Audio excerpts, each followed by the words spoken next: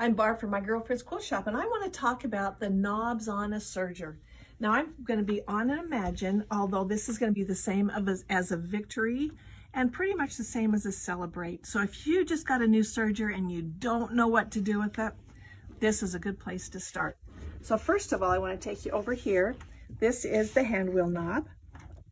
And that's what does that do? That just, see, it puts my needle up and down. Same thing on a sewing machine. It's not going to be any different. We're not really going to touch this a whole lot because you're going to be stepping on the gas, and that's all that counts. Okay. All right, this right here is my differential feed, and I opened that so you can see what it's doing in there. Where? I didn't see it.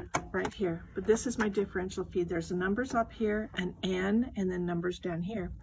This little picture up there, it's really hard to see even if you're sitting in front of it.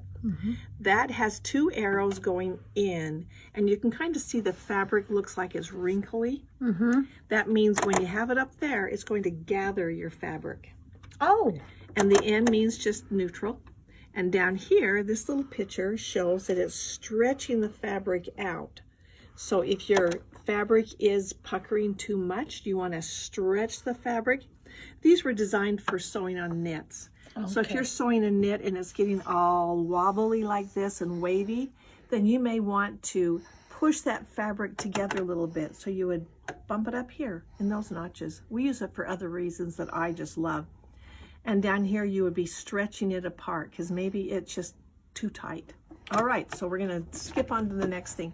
This right here is your stitch selector. So the nice thing about this machine and the Celebrate and the Victory are the Victory and the Imagine are exactly the same.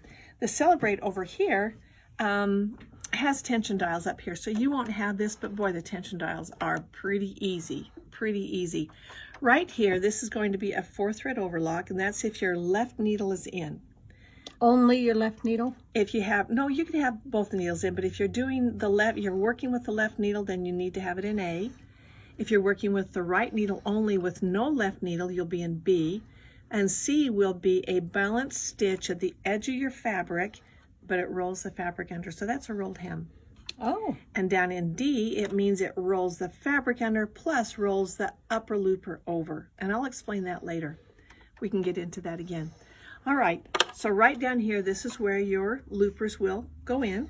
Okay. And this is the air threading, and that we can talk about later. This right here is where you push to turn your pipes and get them engaged. This is where you take your pipes out. So if I turn this, let me show you what happens. There, it puts the pipes in place, and this one moves the pipes back.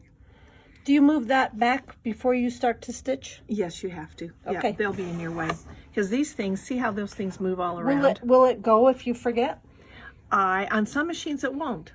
Okay. Some machines make you think a little bit. Good. All right, right here, if you ever have trouble with a stitch, right there is the very perfect stitch for this machine. Now, I just use sewing machine needles in my machine. It doesn't really matter to me. Oh, it's telling you the needle? It's telling me what needle to put in for a perfect stitch. So if you're getting an ugly stitch, you've tried everything, then look at that and see that might make a difference. Okay, this right up here, this is your tension for your looper tensions. Now, straight up is where I keep it. I really don't know that I've ever changed that. So I don't know that you'd need to. So I don't. This is your upper looper, in case you need to know. And this is your lower looper. Sometimes that's just fun for me to know which is which. This right here is your subsidiary looper. Now that comes into play if you're doing a flat lock stitch or some stitch that does not use the upper looper. Okay, so I'm going to pull that back out. That's only there for certain stitches. Okay. All right, this knob down here, this is your large knob or your length. And on the side it says standard and rolled. So that means if you're in just your 4-thread overlock and your 3-thread, you're going to be up here. If you're going into your rolled edge, let me turn that so you can see that a little better. There's your rolled hem. Oh, it's telling you that it's dark. It is. So you can see on the side, but you can also see on the top because it is in dark.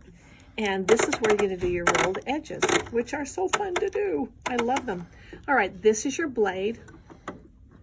I don't know how to make this easier for you to see.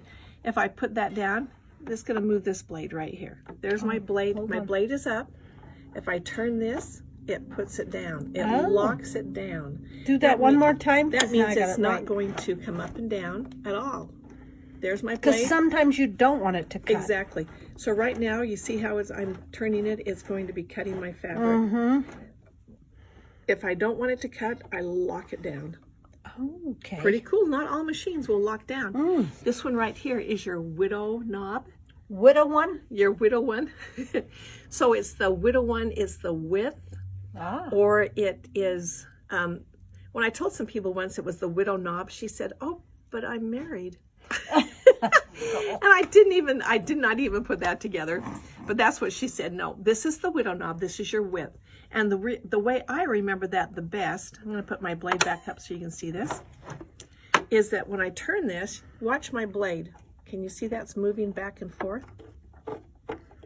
Oh, So it yeah. moves my blade. So that adjusts the width of the stitch to me. That works for me. So I can visually see it. But this is your widow knob, your wee widow knob. And your length is your large knob. That's Okay. just, people get confused Yeah, on the knobs. they are different so size. the large knob is your length. The wee widow knob is your width. I know, you're going to laugh at that, aren't you? Yep. Okay, let me open this back up again because I want you to see some other things. I'm going to pop my foot off, so I'm going to raise my foot up.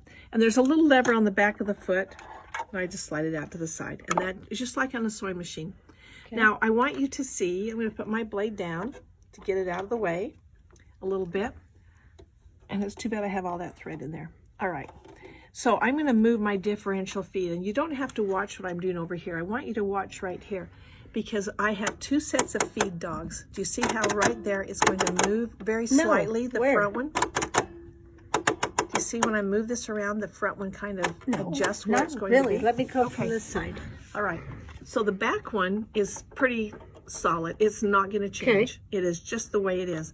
But the front one, when I put it up, is going to take a bigger hunk of my fabric and move it through quicker. That was a little tiny. Oh, I know it there is, I went. but you can see yeah, it it's moving. a little tiny movement. That's what it does. And that's really, I think that's fun to know. All right, I want to show you another fun thing. And I want you to look right in here. Remember how I told you that when you go into the rolled edge, you've got 3 stitch fingers right there. Can you see those 3? No. Right there. About? Let me get my pointer right here. You got 3 stitch fingers. You got 1 and 2 and 3. Can you see those 1, 2, 3? Okay. Okay. Now I'm going to put it in the rolled edge. Now watch this. When I put it in it, this stitch finger right here is going to move out of the way. See that? Oh. Okay. Do you see that? I'm putting it in and out of the rolled edge. When you have that engaged like that, it's going to give you a flat lock stitch, a 3-thread, a 4-thread, or even a flat lock. But that's going to give you that wider stitch. Goes all the way around. But right here, I move it out of the way. Now the fabric is going to roll. That allows the fabric to roll under. Oh. Okay. Okay, I get it. Okay, all right, so this knob up here, this is your tension on your needles. And I really don't move that around. Okay. You don't really need to. I don't really. Actually, I think You've got everything you set know up. what? I told you the tension on the needles, that is going to move it's not going to affect the needles. It's going to move the pressure on the foot as it goes down. Let me put that on again.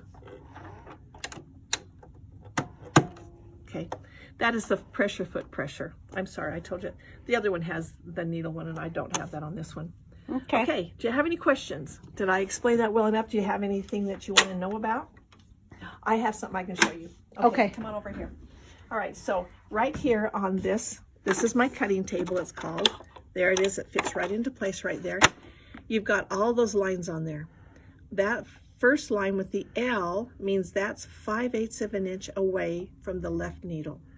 Oh. So if you're doing garment sewing and you don't want to sit and mark all your 5/8 inches, there you've got it. Nice. And from the right needle, there's 5/8 of an inch right there. And you'll notice on most any serger foot, you will see notches right there on the foot. That shows you where the needles will land. So you can kind of decide where you want your fabric to be in there. Okay. Isn't that nice? Now you know about sergers. You can Yeah. do it, Kyle. You I can do it. could. Yeah, you can. Yes. Hey, thank you.